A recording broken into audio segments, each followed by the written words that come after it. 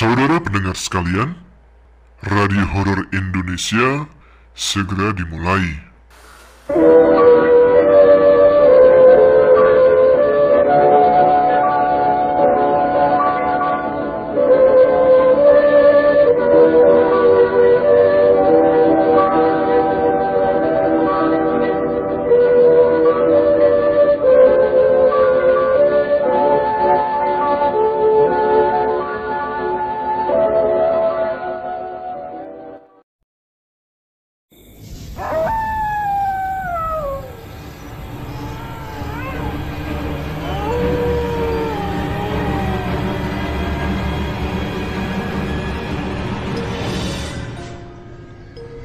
Assalamualaikum warahmatullahi wabarakatuh. Jumpa lagi dengan saya Tama dalam Radio Horor Indonesia. Bagaimana kabar kalian? Semoga selalu diberikan kesehatan dan juga rezeki yang cukup.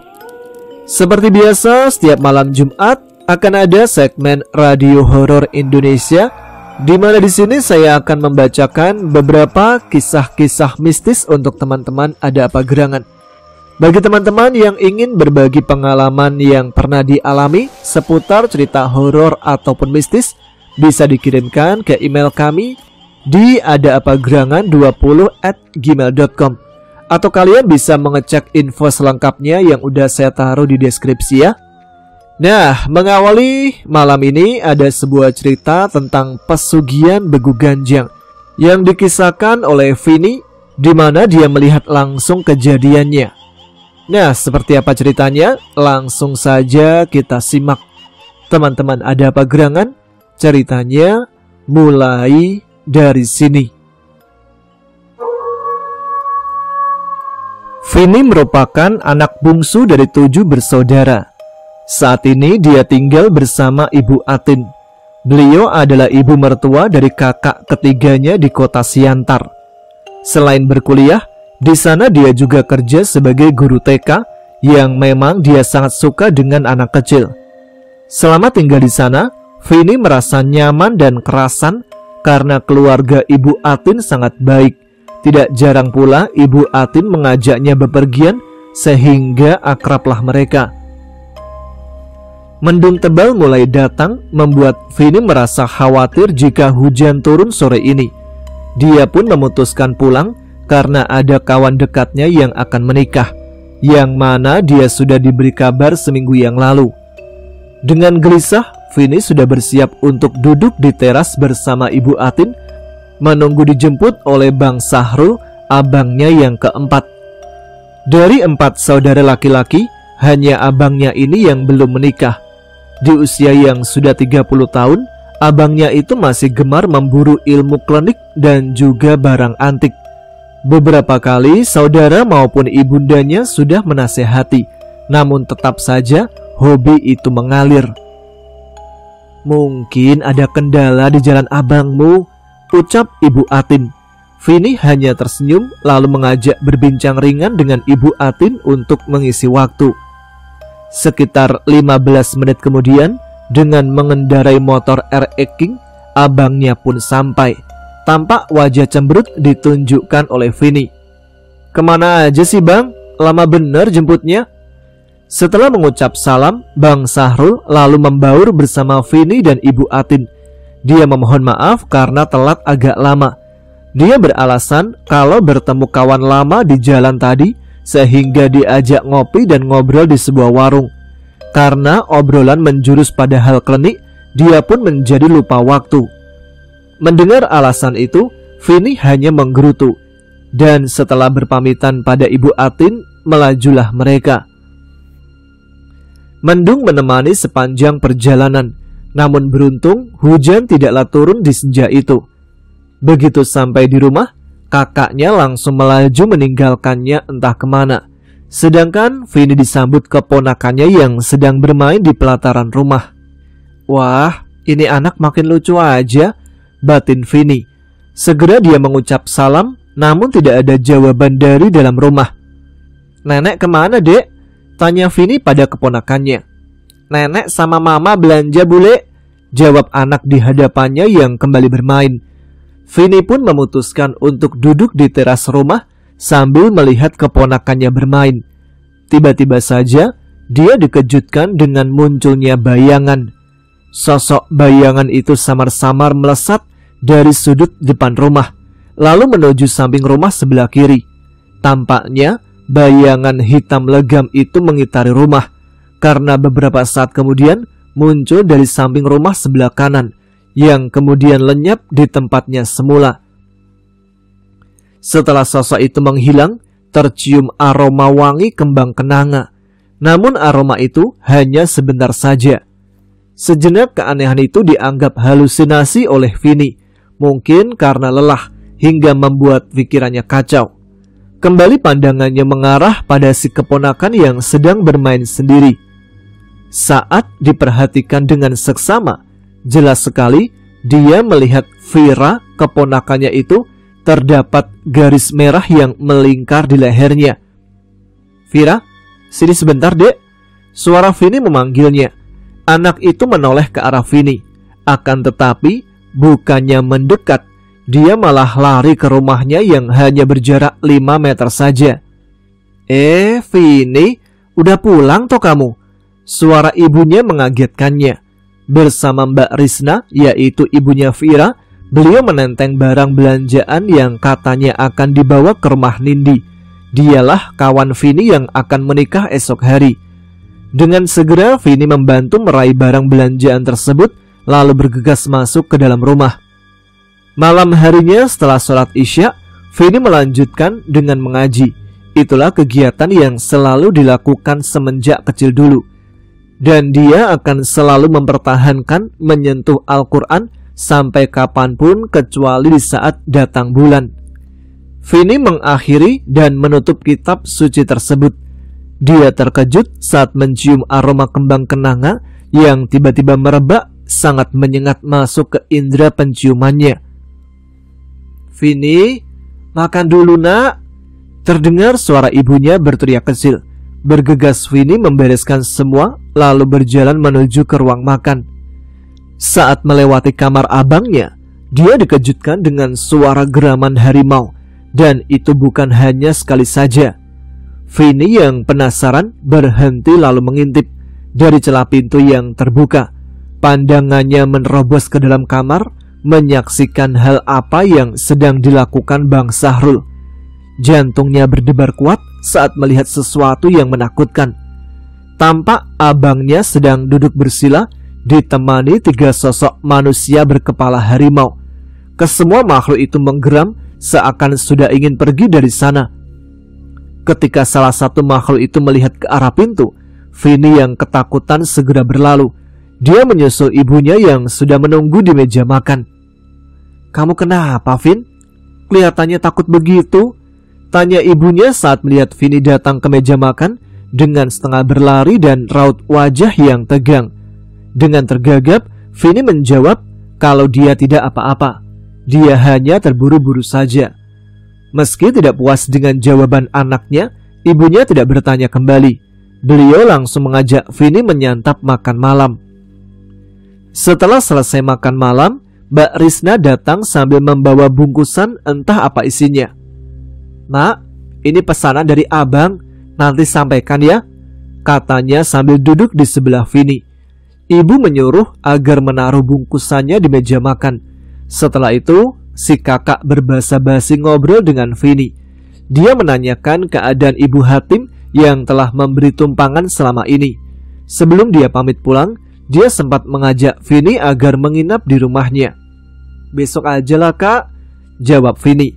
Setelah selesai mencuci piring bersama ibunya, Vini berkumpul di ruang tamu sambil nonton TV yang ternyata di sana juga sudah ada abangnya. Vini teringat dengan garis merah di leher Vira, menanyakan perihal itu pada sang kakak. Garis merah seperti bekas jeratan itu terlihat jelas di matanya. "Kamu itu belum tahu ya?" ucap kakaknya malah bertanya balik. Begitu Vini menggelengkan kepala, sang kakak menceritakan tentang isu yang menyebar di kampungnya, di mana warga sedang geger dengan kehebohan tentang anak-anak yang meninggal. Warga meyakini kalau para korban telah dijadikan salapan sosok Begu Ganjang, karena semua meninggal dengan ciri yang sama, yaitu lehernya merah seperti dicekik. Bahkan sudah ada 6 orang anak yang menjadi korban. 2 merupakan bayi yang baru lahir, sementara yang lain adalah anak seusia dengan Vira. Para warga yang saat ini memiliki anak melakukan cara masing-masing untuk melindungi buah hati mereka, termasuk orang tua Vira. Mereka menyuruh abangnya itu untuk melakukan penolakan terhadap sosok Begu Ganjang yang meresahkan dengan memberi tanda pada Vira dan memberikan sesajen setiap malam, menjadi cara si abang menghalau sosok jahat tersebut mendekat. Ya sudahlah, jangan kau pikirkan. Tidur sana, kakak juga udah ngantuk. Bang Sahrul mengakhiri ceritanya sambil beranjak menuju dapur, mengambil bungkusan di meja, lalu kembali ke kamarnya. Begitupun dengan Vini.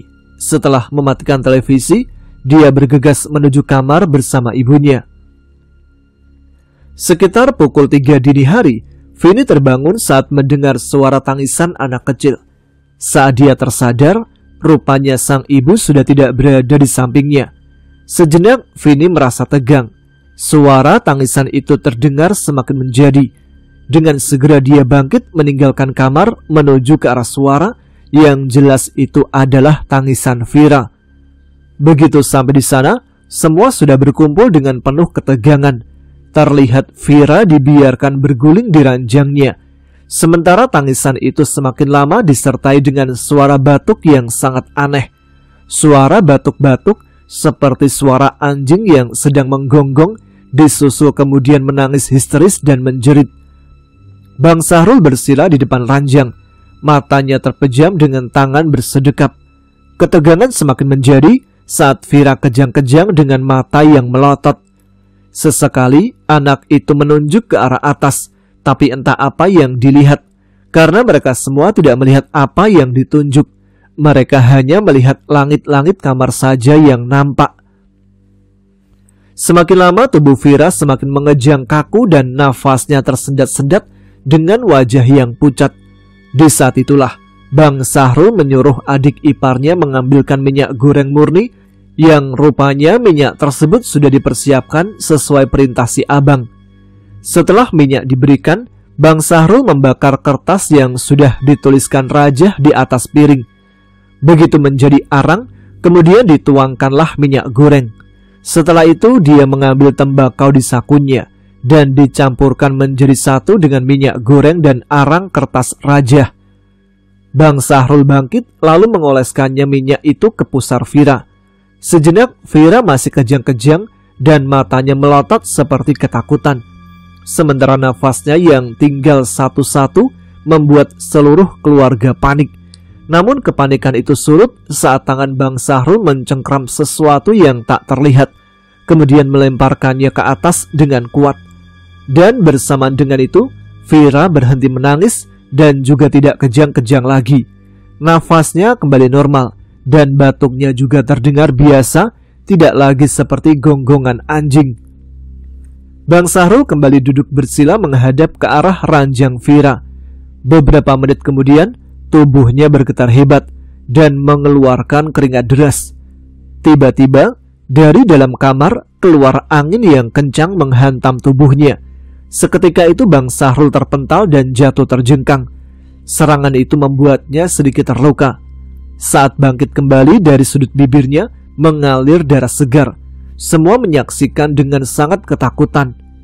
"Kalian semua duduk di belakangku dan berzikirlah terus, jangan berhenti," ucap Bang Sahrul pada semua orang. Seusai berwudu, mereka semua mengikuti arahan dari Bang Sahrul. Semua duduk di belakangnya yang kembali bersila dan merapatkan telapak tangan di depan dada, termasuk Vini yang dengan wajah tegang bergabung di sana. Sementara Ibu Risna berada di luar kamar menggendong Vira. Setelah beberapa saat, muncul di hadapan mereka asap hitam yang keluar dari sudut kamar. Dalam sekejap dari asap hitam itu muncul sosok sangat menyeramkan. Bertubuh hitam legam, rambutnya acak-acakan dan berbulu lebat. Pandangan matanya merah menyala dengan taring yang tajam dan lidah yang menjulur keluar. Sementara di tangannya adalah para bayi berlumuran darah. Anehnya, dalam pandangan mereka, sosok tersebut terlihat panjang. Padahal dalam kenyataannya adalah dalam bentuk keadaan yang tidak berubah. "Jangan kau campuri urusanku," ucap sosok tersebut menggema, diikuti tertawa yang menyeramkan. Suasana sangat mencekam. Semua terus menggaungkan zikir dengan perasaan was-was.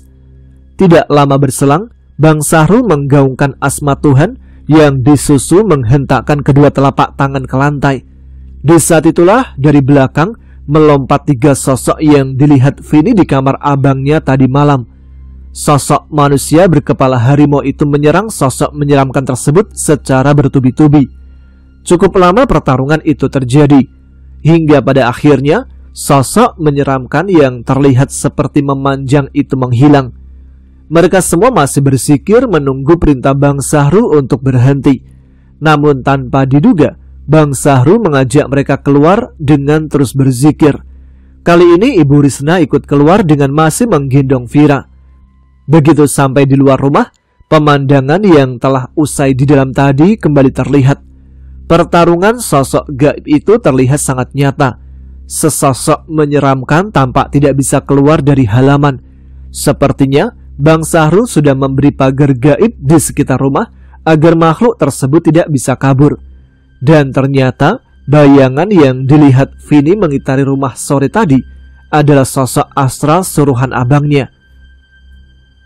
Sekitar 2 menit kemudian, salah satu manusia harimau itu berhasil mencengkram leher makhluk seram itu, disusul dengan mencabut kepalanya. Dan setelahnya, pemandangan mengerikan itu pun lenyap dari hadapan mereka. Bang Sahrul menarik nafas panjang, diusap keringat juga lelehan darah dari mulutnya, hingga semua kembali tenang. Ketika terdengar suara letusan yang cukup keras, mereka semua mengucap syukur alhamdulillah. Kemudian semua kembali masuk ke dalam rumah. Secara bergantian mereka menghampiri Vira yang sudah terlelap di gendongan ibunya. Sementara itu Bang Sahrul menyuruh ayah Vira agar menabur barang pemberiannya di sekitar rumah, yaitu garam yang sudah dicampur dengan bubuk merica hitam. Setelah memberi barang tersebut, Bang Sahrul mulai menceritakan sosok yang menyeramkan itu. Sosok yang telah mengancam nyawa Vira adalah sosok yang sering disebut sebagai Begu Ganjang. Begu jika diterjemahkan memiliki makna roh atau hantu, sementara ganjang adalah panjang. Menurut cerita yang beredar di masyarakat, sosok Begu Ganjang di zaman lampau sengaja dipelihara warga untuk menjaga lahan pertanian. Selain dari serangan binatang buas, juga dari sasaran orang jahat yang hendak mencuri. Karena di masa lampau makanan masihlah sangat mahal, jarang orang mampu makan kalau bukan orang berada. Hingga seiring perkembangan zaman, sifat serakah manusia membuat makhluk itu mulai melenceng dari tugas awal. Banyak yang menggunakan untuk hal yang jahat, selain sebagai sarana santet, juga sebagai sarana pesugihan yang bertumbalkan nyawa anak-anak. Konon, Begu memiliki banyak jenis, yaitu Begu Sombaon, Begu Solobean, Begu Silam, dan Begu Ganjang. Dari semua jenis hantu itu, sosok Begu Ganjang adalah sosok yang paling ditakuti. Hal itu dikarenakan kepercayaan masyarakat pada sosok Begu Ganjang yang katanya dipelihara untuk niat membunuh atau mencelakakan orang lain. Selain itu, menurut legenda yang diceritakan, sosok Begu Ganjang bisa mengubah dirinya semakin besar dan semakin tinggi. Padahal itu hanyalah pandangan awam orang yang melihatnya. Di sisi lain, ada yang berpendapat bahwa sosok Begu Ganjang berasal dari arwah bayi yang meninggal. Sebelum 7 hari, organ bayi tersebut dicuri oleh dukun hitam yang kemudian mengubahnya menjadi sosok Begu Ganjang. Namun pendapat tersebut tidak dibenarkan oleh para spiritualis, karena sejatinya sosok Begu Ganjang adalah salah satu jenis makhluk halus. Hingga kini, masyarakat masih ketakutan terhadap sosok Begu Ganjang, ucap Bang Sahrul menyelesaikan ceritanya. Bang Sahrul menambahkan kalau dia dengan sengaja menjadikan Vira umpan, karena menurutnya keresahan warga selama ini harus dihentikan. Dengan bekal ilmu dan beberapa perewangan yang dimiliki, dia melakukan aksi tersebut seorang diri. Dia melakukan semua ritual yang pada akhirnya Tuhan berada di pihaknya. Dia mampu menyelesaikannya malam ini. Dan semoga saja warga kembali dalam ketentraman dan tidak ada lagi teror sosok tersebut. Siapa yang tega mengirim makhluk itu, Bang? Tanya Vini pada abangnya. Nanti lihatlah beberapa hari ke depan, jawab si abang sok misterius. Vini begitu bahagia melihat kawan dekatnya bersanding di pelaminan. Dialah Nindi, kawan yang semenjak lulus SMA sudah bekerja di sebuah restoran. Himpitan ekonomi keluarganya membuat dia tidak berkuliah, hingga cita-citanya menjadi seorang pegawai bank pun terhenti. Namun setelah beberapa tahun tidak pernah berkunjung, Vini merasa heran dengan perubahan keluarga Nindi. Diberitahukan kalau dalam setahun terakhir ayah bundanya mengalami lonjakan ekonomi yang drastis. Usaha pengepul sawit membuatnya kaya raya, yang berbeda dengan pengepul lain yang biasa-biasa saja. Bahkan ada yang berhenti karena terlilit utang bank yang tidak terlunasi. Dan dari sudut pandang Vini, perubahan itu memanglah nyata. Ini terlihat dari rumah mewah dengan perabotan yang berkelas, beberapa mobil pribadi maupun bak terbuka pengangkut sawit, dan juga banyaknya lahan yang dimiliki dari penuturan tetangganya. Belum lagi simpanan uang di bank. Ayolah Vin, nanti ikutlah foto sama aku, rengek Nindi mengajak Vini. Beberapa saat setelah Nindi beranjak menemui tamu lain, terdengar jeritan keras beberapa orang dari dalam rumah. Jeritan itu mengalahkan suara sound system yang bergaung dengan lagu gambus. Dan kebahagiaan itu menjadi kepiluan yang luar biasa. Duka menyelimuti setiap sudut ruangan. Orang tua Nindi ditemukan meninggal di dalam rumah dengan kondisi mereka yang sangat mengenaskan. Kepala mereka seperti tercabut, sementara tubuhnya kering seperti kehabisan cairan. Sungguh pemandangan yang sangat memilukan. Nah, itu dia cerita pertama untuk malam ini tentang pesugihan Begu Ganjang yang akhirnya memakan korban dari pelaku pesugihan tersebut. Udahlah, udah banyak cerita pesugihan yang akhirnya memakan korban pelakunya sendiri. Bagi teman-teman yang udah sering mendengar kisah pesugihan, gak usah sekali-kali lah ya mencoba melakukan pesugihan hanya untuk memperkaya diri dalam waktu sekejap. Namanya di dunia itu hanya sementara, kita nikmati saja prosesnya seperti yang udah digariskan ya. Oke, kita langsung menuju ke cerita yang kedua. Kita mendapatkan kiriman cerita dari teman Ada Pagerangan yang bernama Bang Gufron. Bang Gufron mengalami kejadian aneh yang sulit dijelaskan dengan akal pikiran secara normal ya. Karena dia sendiri juga bingung apa yang sudah terjadi kepadanya pada hari itu, tepatnya di sebuah malam Jumat. Dan seperti apa ceritanya? Langsung saja kita simak. Teman-teman Ada Pagerangan, ceritanya mulai dari sini. Assalamualaikum warahmatullahi wabarakatuh. Selamat malam Bang Tama. Salam kenal, saya Gufron dari Kalimantan Selatan, pendatang baru di channel Abang ya. Saya izin berbagi kisah mistis dari pengalaman pribadi saya. Kejadian ini terjadi sekitar di tahun 2008 lalu. Udah lumayan lama lah ya. Pada suatu sore, tepatnya hari Kamis, sekitar jam 5:30 sore waktu setempat, saya mencoba menghubungi seorang teman yang bernama Andi untuk nongkrong di tempat biasa. Selepas maghrib, saya jemputlah si Andi di rumahnya. Lanjut, kami sebelum nongkrong mencoba mampir ke rumah salah seorang teman kami yang bernama Yaman. Setibanya kami di rumah Yaman, kami bertemu dengan ibunya, dan ibunya mengatakan bahwa Yaman sedang berada di belakang karena persiapan yasinan.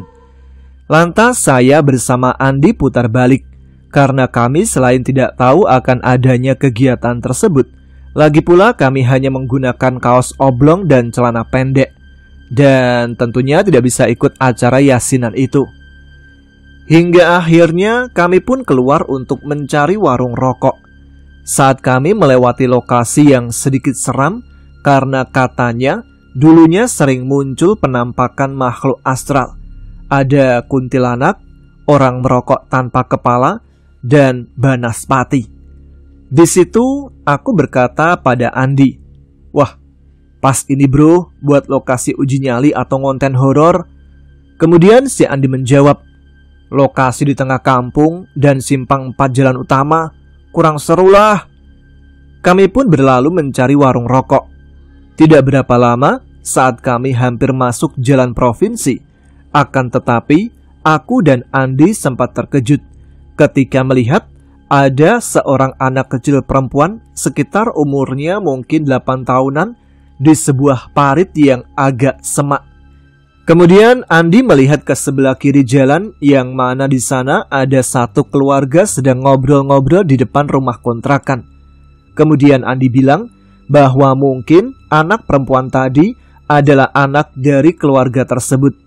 Tetapi Andi lupa bahwa dia juga melihat anak kecil tadi bermuka putih pucat, berbaju panjang, sedang menggoyangkan kepalanya dengan tatapan datar. Hal ini menjadi pikiran kami sampai kami tiba di sebuah warung rokok. Singkat cerita, setelah kami membeli rokok, kami kembali melewati jalan yang tadi ada anak kecilnya dan lokasi yang agak seram tadi. Hingga kami sampai di sebuah tempat tongkrongan, yaitu rumah kawan kami yang lain. Namanya Rizal, tempat di mana kami biasanya berkumpul dan nongkrong dengan kawan yang lainnya. Ketika itu kurang lebih sekitar jam 8:30 malam. Setibanya kami di rumah Rizal, kami mengucapkan salam dan masuk. Akan tetapi tidak ada jawaban dari salam kami. Padahal di situ ada Ridwan yang sedang bermain PS. Sementara Rizal sedang berbaring sambil bermain HP. Kami pun menyapa mereka berdua sambil menanyakan kawan yang lain tumben belum pada datang. Akan tetapi tidak ada jawaban dari mereka.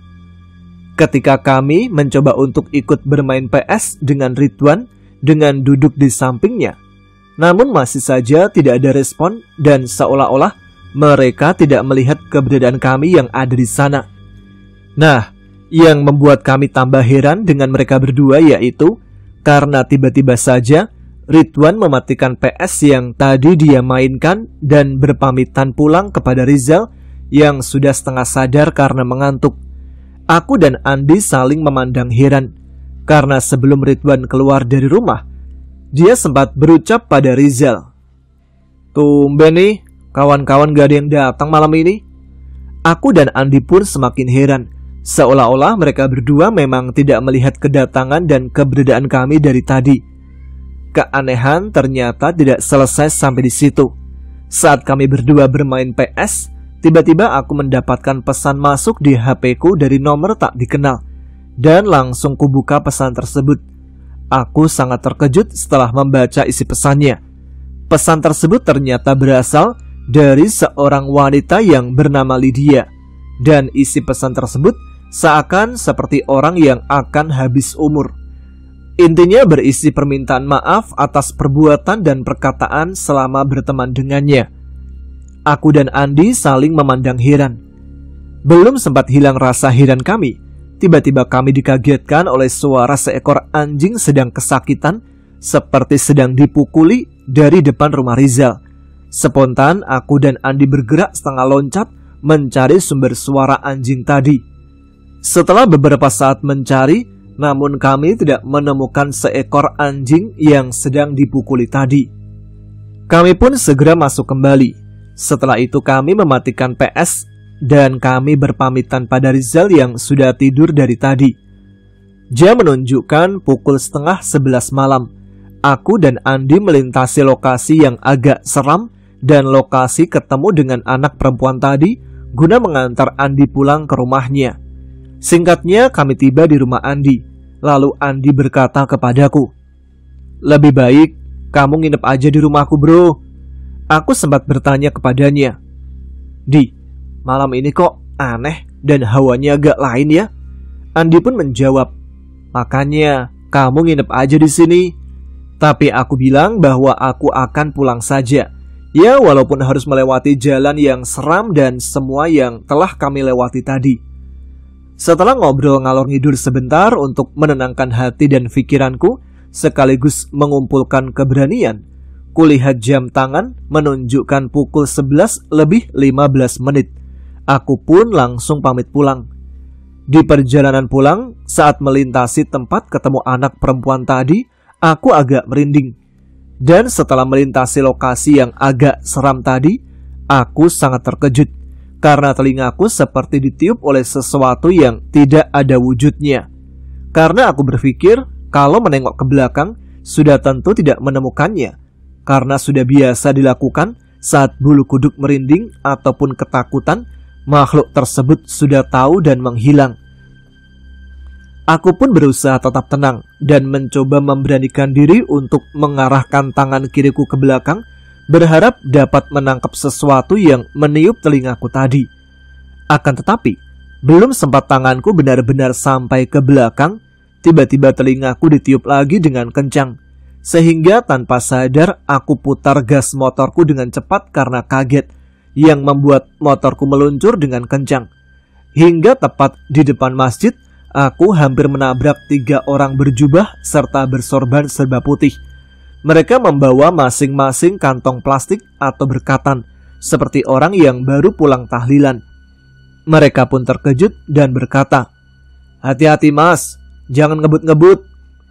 Lalu aku menjawab, "Iya bang, maaf ya." Aku pun mencoba mengurangi kecepatan motorku. Lalu aku menengok ke belakang, mencoba mengenali 3 orang tadi. Sialnya, 3 orang tadi malah tidak ada lagi. Aku pun langsung tancap gas ingin cepat sampai rumah. Setelah sampai di rumah, aku masih keheranan dengan apa yang tadi ku alami. Demikian Bang Tama yang dapat saya bagikan tentang pengalaman saya ini. Terima kasih ya. Semoga makin berkembang buat channelnya. Sukses selalu buat abangnya. Salam dari saya Gufron. Wassalamualaikum warahmatullahi wabarakatuh. Nah, itu dia cerita yang kedua yang telah dikirimkan oleh Bang Gufron, yang menceritakan kisah yang sulit dijelaskan. Tapi bisa jadi nih Bang Gufron dikerjai 2 temannya, tapi termasuk rapi ya kalau emang itu merupakan pekerjaan iseng dari 2 temannya itu. Ya udah, kita lanjut aja ke kisah yang ketiga. Cerita yang ketiga ini merupakan sebuah pengalaman yang sangat horor dan mencekam yang dialami seorang wanita bernama Hesti. Kala itu Hesti mendapatkan sebuah panggilan pekerjaan di sebuah pabrik yang ada di Jakarta. Namun tanpa disadari, ternyata pabrik tempatnya bekerja itu telah tutup sejak lama karena insiden kebakaran. Nah, seperti apa cerita lengkapnya? Langsung saja kita simak. Teman-teman, ada apa gerangan? Ceritanya mulai dari sini. Kisah berawal dari seorang pemudi yang bernama Hesti. Wanita itu mengaku sudah bekerja beberapa hari di pabrik, bahkan sampai lembur pula. Namun dia tidak tahu kalau ternyata pabrik tersebut sudah tidak beroperasi dan pabrik itu sudah ditutup cukup lama. Hesti yang berasal dari sebuah desa di kota Semarang sudah beberapa kali mengajukan diri bekerja di pabrik sekitar, namun tidak kunjung mendapatkan pekerjaan yang dicari, hingga dia mendapatkan lowongan pekerjaan dari sebuah surat kabar, di mana ada satu perusahaan yang membutuhkan banyak karyawan. Melihat ada peluang, pada akhirnya Hesti memutuskan merantau ke Jakarta, di mana pabrik itu berada. Saat meminta izin, semula ayah dan ibunya tidak setuju, karena selain tempatnya yang jauh, juga tidak memiliki saudara di sana. Apalagi Hesti seorang perempuan yang sudah tentu bahaya mengintai setiap saat. Namun Hesti terus berontak. Dia meyakinkan pada kedua orang tuanya bahwa sudah tidak zamannya lagi seorang perempuan dikekang. Sekarang masanya para wanita mengejar cita-citanya, termasuk dia yang akan mengadu keberuntungan di sana, karena tidak ada pekerjaan yang didapat di wilayahnya. Kalau nanti kamu gak betah kerja, kamu pulang aja, ucap ibunya yang mengalah demi sang anak. Dengan berbekal restu dari kedua orang tuanya, berangkatlah Hesti ke sana dengan diawali membaca bismillah. Karena saking girangnya, dia tidak menaruh banyak pertanyaan dan semacamnya. Dia hanya mengingat di mana alamat PT tersebut dan kepada siapa dia harus bertemu. Waktu berjalan sangat cepat. Tibalah Hesti di sekitar lokasi. Sekitar pukul 6 pagi, Hesti tiba di Jakarta. Maaf mas, bisa minta tolong anterin saya? Hesti menemui salah satu tukang ojek yang ada di sana. Mari mbak, ucap tukang ojek setelah Hesti menyodorkan alamat di secarik surat kabar. Ternyata lumayan jauh juga alamat tersebut. Tukang ojek itu sempat kebingungan karena mencari alamat yang dituju belum juga ditemukan. Setiap kali bertanya pada beberapa security, namun mereka tidak tahu di mana alamat PT tersebut. Hesti mulai merasa aneh. Seharusnya pabrik sebesar itu dikenal luas, apalagi sampai iklan di surat kabar. Setelah muter-muter beberapa lama, Hesti hendak mengajak tukang ojek beristirahat di sebuah masjid. Namun niatnya itu diurungkan saat sekilas dia melihat sebuah pelang. Dia melihat dari kejauhan pelang tersebut bertuliskan PT yang dimaksud. Mas, muter-muter, lalu belok kiri ya. Tadi aku melihatnya sebelah sana, ucap Hesti pada tukang ojek. Dengan bergegas, dia mengarahkan tukang ojek ke sana. Tukang ojek hanya menurut saja. Mungkin dia sudah merasa capek diajak berkeliling. Saat Hesti bayar, dia melihat raut muka tukang ojek tersebut agak keheranan.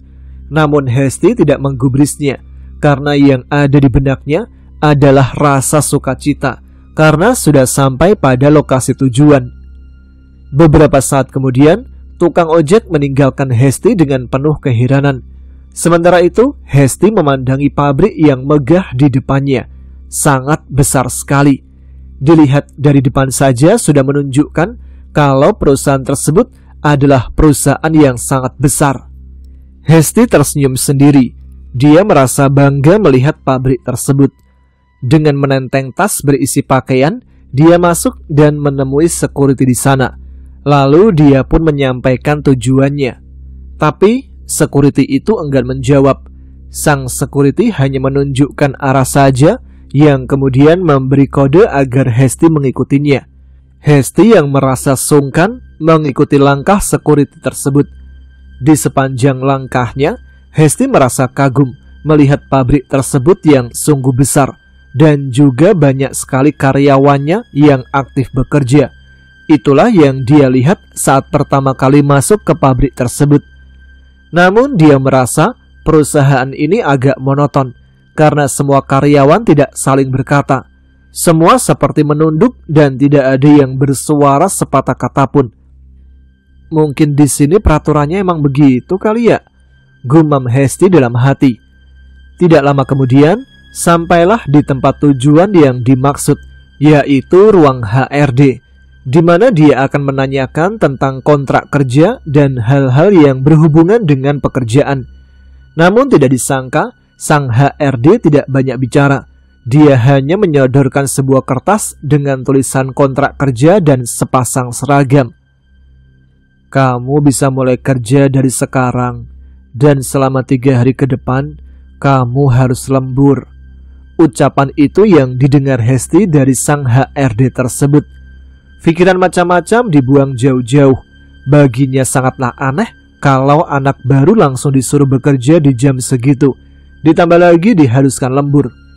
Namun Hesti mematangkan diri dan dia merasa sangat bersyukur sudah diterima kerja. Setelah itu dia pamit dan menjabat tangan sang HRD. Hatinya mulai berfirasat kurang baik ketika dia merasakan tangan sang HRD sangatlah dingin. Lagi-lagi dia segera menepis segala macam pikiran anehnya. Setelah berganti pakaian, Hesti langsung menuju tempat kerjanya, tempat yang sebelumnya ditunjukkan oleh security. Sempat dia melirik kawan-kawannya, namun tidak ada suara. Semua menunduk dan terdiam. Udahlah, yang penting fokus bekerja. batin Hesti membuang pikiran aneh itu. Perihal lembur, ternyata PT itu memberikan mes dan makan gratis. Disediakan juga segala kebutuhan mandi, juga pakaian seragam bagi seluruh karyawan, yang mana ada kantin khusus yang menyediakan menu makan sewaktu beristirahat, termasuk menyediakan makan 3 kali sehari. Saat Hesti berada di kantin pun semua sama, tidak ada yang mengobrol dan semua tertunduk. Begitupun yang punya kantin, mukanya pucat pasi tanpa ada ekspresi apapun. Sampai di situ Hesti masih tak curiga perihal pabrik tersebut. Dia hanya mengikuti alur saja, yaitu ikut terdiam tanpa mencari seorang kenalan. Mungkin dalam beberapa hari ke depan dia akan paham dengan aturan pabrik itulah yang ada di benaknya. Waktu menunjukkan pukul 3 pagi, yang berarti shift lemburnya telah usai. Meski ada beberapa karyawan yang lembur bersamanya, namun suasananya benar-benar sunyi. Semua terdiam dan hanya fokus bekerja. Tidak ada obrolan santai sebagai pengobat kantuk. Namun anehnya, rasa kantuk dan capek tidak dirasakannya. Membayangkan lelahnya perjalanan yang langsung disambut pekerjaan tanpa minum vitamin, secara logika, seharusnya Hesti tidaklah kuat. Namun dirinya tidak merasa capek ataupun mengantuk. Saat tiba di mes, dia langsung masuk dan berbaring. Namun sungguh ajaib, rasa kantuk maupun capek tidak menderanya. Dia masih sangat bugar dan sangat fit. Dia hanya membolak-balikkan badan, melihat karyawan lain juga masih terjaga. Mbaknya dari mana?" tanya Hesti mencoba membuka percakapan pada salah satu karyawan di sebelahnya. Namun yang diajak bicara hanya acuh. Dia asik melamun tanpa menjawab pertanyaan Hesti. Menoleh pun tidak. Keesokannya, di hari kedua pun sama seperti itu. Semua karyawan bekerja dengan saling diam dan wajah pucat, seakan tidak menampakkan tanda kehidupan. Hesti masih bertahan dengan rasa penasarannya. Di saat hari ketiga, barulah dia yang usai haid tersadar. Dia yang hendak sholat menyadari kalau dari hari pertama dia bekerja, tidak ada satupun karyawan maupun atasannya yang sholat. Dia juga tidak melihat ada musola di sana. Selain itu, beberapa hari ini dia tidak pernah mendengar azan. Padahal masjid tidak terlalu jauh karena kawasan tersebut bersebelahan dengan pemukiman warga. Dari situlah perasaan Hesti mulai tidak karuan. Seharusnya panggilan untuk sholat itu terdengar nyaring, karena kemarin dia berniat untuk istirahat di masjid sekitar pemukiman warga yang letaknya beberapa meter saja dari lorong masuk pabrik. Badannya pun mulai gemetaran, lemas dan lemah di setiap persendian. Dia merasa yakin ada yang salah dengan pabrik tersebut. Pikirannya mulai tidak tenang, ditambah lagi raut wajah pucat pasi para karyawan. Sesuatu yang sungguh menakutkan merasuk di jantungnya. Hesti yang seperti terjaga dari mimpi itu memperhatikan diri sendiri. Dia yang bercermin di wastafel kamar mandi sangat tercengang. Terlihat bayangan itu sangat jauh berbeda. Dia melemah seperti orang kurang gizi. Mukanya pun pucat menjadi seperti orang-orang di pabrik. Seketika dia menjadi pening. Jantungnya berdegup lebih cepat. Yang ada di pikirannya hanyalah ingin keluar dari sana. Dia pun berlari keluar mencari di mana tepatnya pintu gerbang berada. Tapi langkahnya terasa berat. Dia seperti kehilangan tenaga. Sekuat apapun mencoba untuk berlari, tetap saja hanya langkah kecil yang dilajukan. Di dalam ketegangan itu, terdengar suara-suara lirih memanggil agar Hesti kembali. Namun Hesti yang ketakutan tidak menggubrisnya. Dia terus berusaha mencari jalan keluar pabrik.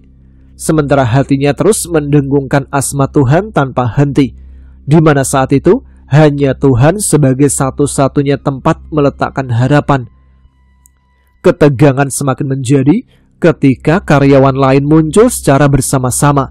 Seperti dikomando, mereka melangkah dengan berat hendak menggapai Hesti. Namun kali ini penampakan mereka hangus terbakar, yang mana setiap anggota badan mereka pun luka bakar hebat. Seketika perempuan itu menjerit histeris. Namun jeritan itu hanya di batin saja, karena dia juga merasa lidahnya keluh dan begitu lemah nada suaranya, sehingga tidak ada suara sekecil apapun yang keluar dari mulutnya.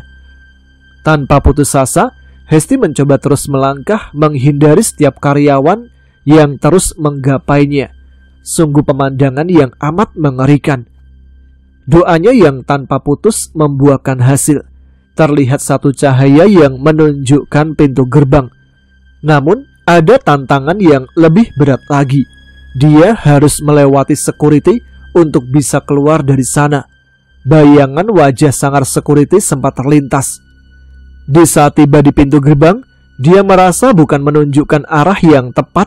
Secara refleks, Hesti berbelok ke belakang pos security yang ternyata ada satu pintu terbuka di sana. Dan cahaya di luar pun nampak cerah. Tanpa pikir panjang, dia segera keluar dari sana. Di saat itu semua menjadi gelap. Tidak ada lagi orang-orang yang mengejarnya. Semua tidak nampak, hanya suara lirih yang terus memanggil namanya, disusul aroma daging bakar yang menyengat. Setelah beberapa saat kemudian, Hesti pun tersadar dan dia sudah berada di pintu gerbang masuk kawasan pabrik. Dia dikerumuni beberapa orang yang diantaranya nampak seorang ustadz. Pak ustadz tersebut terdengar melantunkan ayat suci yang sangat fasih. Dan begitu melihat Hesti tersadar dengan masih ketakutan, beliau langsung menyodorkan air putih sebagai obat penenang. "Minumlah nak, semua sudah aman," ucap Pak ustadz.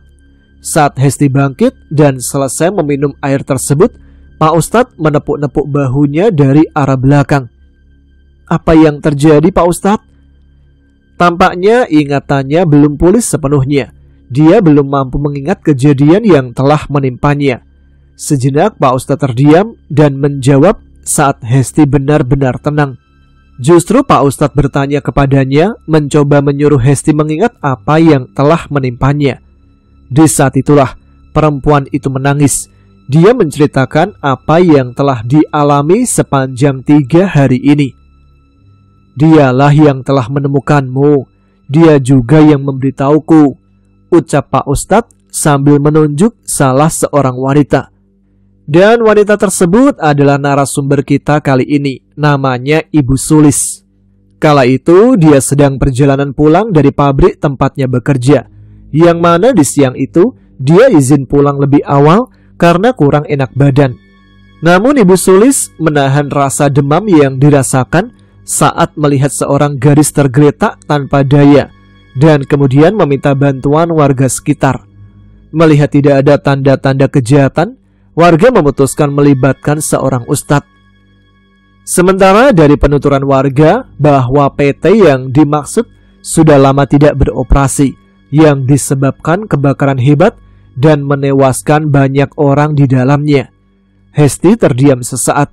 Dia mengingat kalau mendapat panggilan dari PT tersebut. Dia teringat bahwa tidak pernah sama sekali menaruh atau mengirim lamaran ke sana. Sementara seragam yang dikenakan semua tidak ada. Dia masih memakai baju yang sama saat pertama kali datang. Selama 3 hari dia berhalusinasi, makan, kerja, dan tidur seorang diri di dalam pabrik tua yang gelap. Oke, itu dia cerita yang dituturkan oleh Ibu Sulis yang membagikan sebuah cerita yang dialami oleh Hesti ketika mengalami sebuah kejadian horor dan mencekam. Gak bisa dibayangkan sih ya kalau kita jadi Hesti, kita masuk ke sebuah gedung yang kosong, di mana di sana tidak ada siapa-siapa dan di sana pernah terjadi peristiwa kebakaran hebat yang menewaskan banyak pekerja yang ada di dalamnya. Serem juga nih ya. Nah, untuk cerita yang selanjutnya, kali ini ada seorang teman, sahabat Ada Apa Gerangan, yang akan menceritakan secara langsung pengalamannya pada tahun 90-an ketika beliau ini berinteraksi secara langsung dengan sosok yang katanya dari alam merah. Namanya Mas Eko dari Bantul, Yogyakarta. Kita langsung saja hubungi Mas Eko ya. Halo Mas Eko. Oh belum. Halo, assalamualaikum Mas Eko. Halo juga Mas Tama, waalaikumsalam. Selamat malam nih. Ya, selamat malam juga. Ini Mas Eko katanya punya pengalaman Iya. bertemu dengan jin alam merah gitu. Iya, dulu itu. Jadi gimana tuh Mas? Awal mulanya bisa ketemu jin alam merah? Oh, itu dulu waktu masih ya suka ke sono-sono waktu zaman dulu ini. Kira-kira sekitar tahun berapaan tuh Mas Eko? Iya, tahun 90-an lebih sedikit. Itu saya ingat belum ada HP, TV yang berwarna juga masih jarang di sini. Ya, dulu kan pas ketemuan di tempat teman-teman itu biasa bincang-bincang sebelum misalnya datang ke tempat ketipuan itu kan di rumah teman ada tempat kumpul sementara, beberapa teman ngomong-ngomong ya biasa bincang-bincang gitu. Ada yang datang ngomong-ngomong ya, pinjam barang ke tempat. Bapaknya teman saya kan itu seniman tapi juga agak paham paham kabupaten itu. Seniman apa Bapak jadi temennya itu? Oh, seniman Jawa ketoprak itu, seni ketoprak. Oh, ketoprak. Iya, kan dulu temen saya juga seneng itu, tapi kan biasanya ambilnya bagian perang gitu. Oh. Saya sering ikut dulu juga itu, pernah.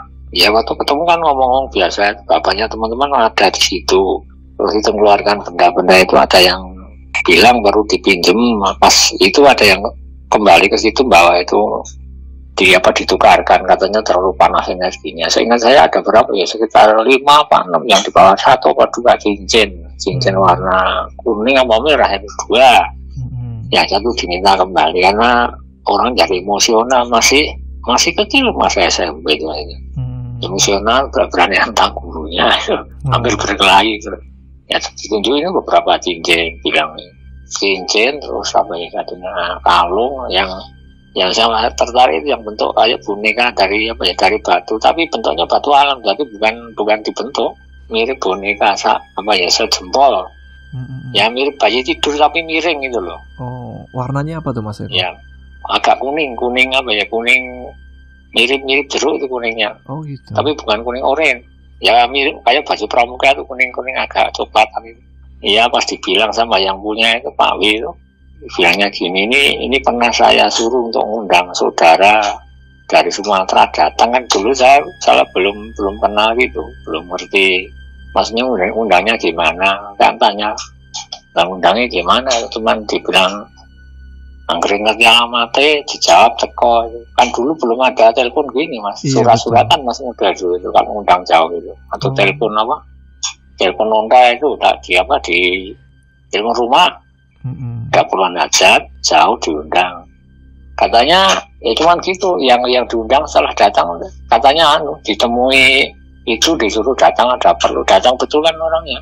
Dan saya lihat kan berapa barang yang saya lihat itu yang kayak boneka agak frekuensinya itu agak gaduh gitu, agak cocok. Iya, dibincang-bincang. Pak W selesai pergi, barangnya dibawa masuk. Sempat saya sentuh-sentuh itu malamnya itu. Nah sebelumnya saya bilang ketemu gimana itu, ya iso nggak apa-apa, kalau bisa boleh. Setelah itu selesai itu pergi, saya malamnya pulang itu kan ada beberapa semacam ya amalan Pak doa itu saya bilang kan saya izin sebentar kan ibu ketemu izin ya tapi secara batin ya ibu hubung batin lah beberapa waktu sekitar berapa ya mungkin ada sekitar seperempat jam sampai setengah jam lah saya tidur lama-lama kepala tuh rasanya kayak apa ya kayak berat terus terasa di kening itu keras sekali, kayak kalau ibaratnya bata itu dipukulkan ke kepala pun batanya hancur mulanya gitu. Terus begitu tidur itu udaranya terasa agak hening, suara kayak hilang, tidak ada, atau berubah merah itu Mas namanya. Pemandangan merah semua. Oh, yang dilihat mata itu memerah gitu Mas? Suasananya tapi ya jadi kayak udara sekitar hening terus warnanya jadi merah semua. Ya tiba itu datang dari, kan saya ngadapnya ke timur, tiduran itu. Datang dari sebelah selatan, pas di depan muka saya itu datang. Bilang gini, bahasa Jawa tapi. Bahasa Indonesianya gimana tuh Mas? Ya ada apa kok undang saya, perkenalkan diri. Nama saya ini, saya dari Polo Tengah. samudra gitu. Samudra Saya bilang Selatan. pulau mas, tapi pulau mas, bukan samudra selatan. Dari pulau yang pulaunya itu di tengah samudra. Oh. Tapi enggak saya tanyakan pulau dalam mana, cuman bilang gitu. Ada apa undang saya dari pulau sebelah selatan gitu. Warnanya persis kayak bayi itu, tapi mukanya apa? Pakai taring, kayaknya taringnya berjajar itu, kalau enggak 4 menghadap ke bawah, menghadap ke atas gitu. Wujudnya jelas banget itu mas. Jelas, kayak transparan? kita bicara begini mas. Adep-adepan gitu, cuman saya posisi tidur, tapi cara saya tuh duduk. Terus yang sana dari sebelah selatan gitu. Kan saya mau ke timur. Cuma alamnya merah itu, nggak kayak ada tabir merah itu. Sosoknya gede atau kayak manusia biasa? Enggak, sosoknya itu kayak bentuknya pasti kayak bayi, tapi besarnya paling seberapa ya, sekitar enggak ada setengah meter mah itu. Cuma paling setengah meter lebih sedikit lah, 60 cm ada mungkin. Sekitar itu kalau ukuran ukuran sentimeter. Tapi wajahnya kayak buto gitu ya mas ya? Apa Ya, gimana? bentuknya orang tapi pakai taring cuman itu. Nah percakapan sebentar aja tuh mas pertemuannya. Ya beberapa waktu terus itu bilang yang nopo undangan cuman gitu ya, kalau ada apa dihubungi bisa gitu.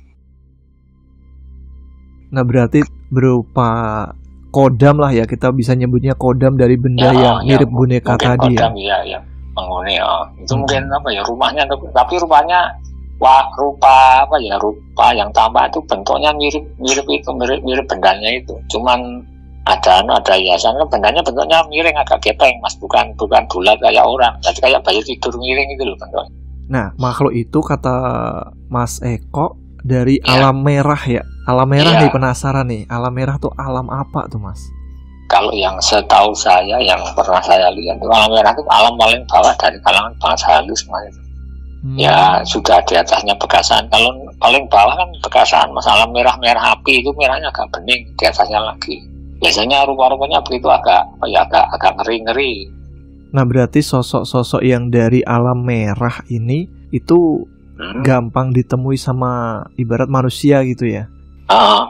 Biasanya kalau ndak terdidik atau belum lama ke orang banyak liarnya mas. Agak suka usil atau suka bikin masalah biasanya. Energinya kan agak panas. Kalau sudah terdidik istilahnya lama ikut orang kan dibentuk, diarahkan atau dididik ibaratnya orang itu. Nah kalau yang kayak sosok gendruwo, kuntilanak apa itu termasuk sosok dari alam merah mas? Biasanya iya mas. Kalau nggak alam merah, alam hitam, tapi biasanya alam merah itu. Kalau gendruwo sering kan nemu itu, tapi jarang-jarang komunikasi, paling kelihatan gitu. Berarti kalau yang udah wujudnya peri, putri kayak gitu udah di atasnya ya mas ya? Peri itu kan mas, lebih tinggi. Jauhnya bukan jin, setan, peri perayangan. Iya. Peri kan di atas. Peri itu kan sebenarnya hanya wewe ayu kalau orang Jawa bilang itu mas. Wewe ayu. Wewe kan 3 tuh mas. Wewe 3. Gombel, wewe gombel kelas paling bawah. Ya mirip alam merah tapi bangsa wewe, beda jenis. Lalu yang kedua apa tuh mas? Wewe ayu itu nyebutnya kalau saya peri, tapi atau halus punggungnya ndak bolong loh mas. Biasa kayak orang. Dan itu juga paling ramah, paling mudah dijumpai, familiar. Biasanya tempatnya lebih bersih, sendang, sungai, kebun barang yang rindang, tempat-tempat tempat-tempat ritual yang agak nuansanya itu agak enak, nyaman, nggak dingin, nggak angker, tapi terasa sejuk. Biasanya ada itu. Satu lagi yang wewe putih itu paling tinggi, paling sulit ditemui itu kalau bangsa orang petapa mas, tapi wanita. Warnanya beda. Kalau wewe gombel kan baunya busuk mas, pakainya compang samping, biasanya di tempat sampah, di tempat limbah atau sungai yang kotor di situ. Tapi tidak familiar, kadang-kadang ya perlu kecocokan. Mungkin orang suka agak dengki atau agak gimana, agak punya nafsu besar gitu. Kalau yang wewe ayu kan agak meski agak mudah, tapi milih orang yang agak punya sopan santun atau istilahnya orangnya agak punya kebaikan lah. Yang paling sulit orang putih itu, dia tinggal di pucuk gunung, di pohon besar yang tinggi, jarang dirambah orang. Putih kalau itu rambutnya mas, rambutnya putih, kadang-kadang ujungnya tua. Kalau yang wewe ayu itu cantik, rambutnya hitam, kadang dibelung, pakainya putih. Halus orang kalau cara orang bicaranya halus, enak, baunya juga wangi. Ya sekedar berbagi sedikit pengetahuan, mungkin ada manfaatnya. Makasih Mas Eko nih. Ini Mas Eko barangkali mau ada salam-salam nih. Ya, salam-salam untuk teman semua. Nah, untuk siapa itu? Mbak Wita, Mbak Bunda yang di mana, Taiwan apa enggak? Taiwan. Terus itu satunya lagi siapa itu? Mbak Rauf sama siapa? Mbak yang di Jakarta itu mas siapa yang mancing itu? yang suka mancing lah ya gitu. Yang suka mancing. Sama itu mas apa? Mas Putra yang ngolah buah, bikin buah ya itu ya. Oh, itu Mas Rohman dari Nganjuk itu. Mas Rohman Nganjuk. Baik Mas Eko, makasih banget. Ini ngerusuin ya, waktunya ini loh. Oh enggak, malah matur nuwun mah komunikasi. Oke, sami-sami. Assalamualaikum. Waalaikumsalam, monggo sekendalu. Nah, itu dia penuturan langsung dari Mas Eko yang sudah bercerita tentang sedikit pengalamannya ketika berinteraksi langsung dengan sosok dari alam merah.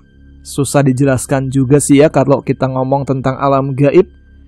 Tapi itu dia cerita terakhir untuk malam hari ini. Sebelum kita akhiri segmen Radio Horor Indonesia, seperti biasa, saya ingin membacakan dulu komentar-komentar yang sudah dituliskan pada video RHI FM minggu yang lalu.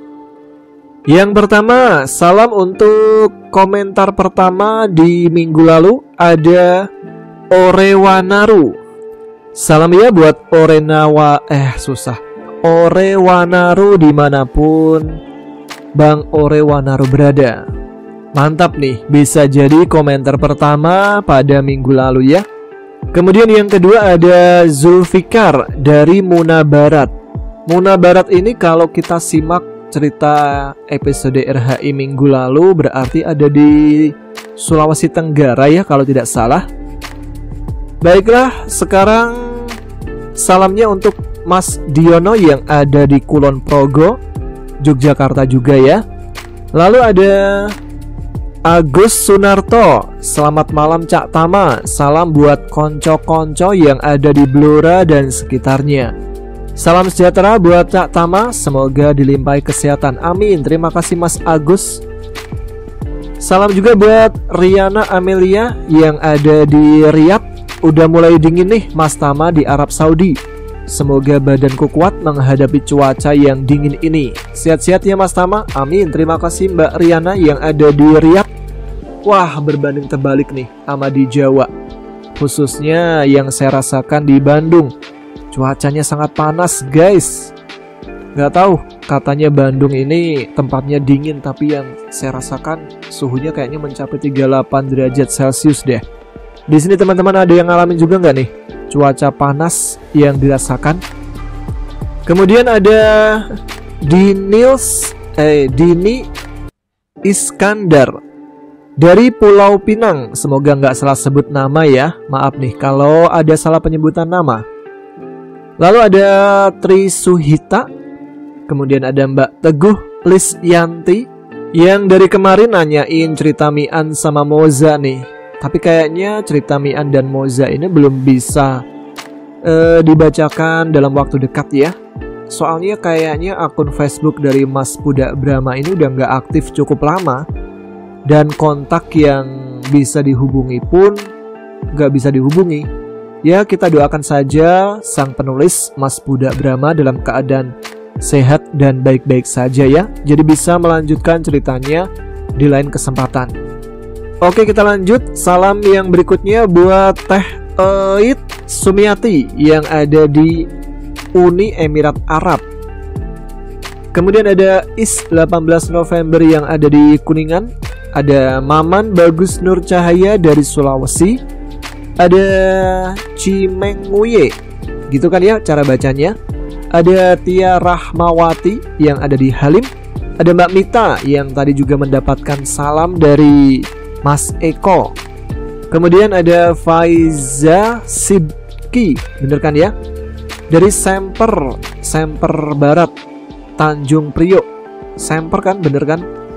Atau apa nih bacanya nih? Ada juga Khairul Sigit hadir dari Sulawesi Tenggara, Pomala tepatnya. Kemudian ada Kakak Ella Azahra. Lalu ada Jebret Gaming Tutorial. Salam juga buat Mbak Rumiati yang ada di Medan.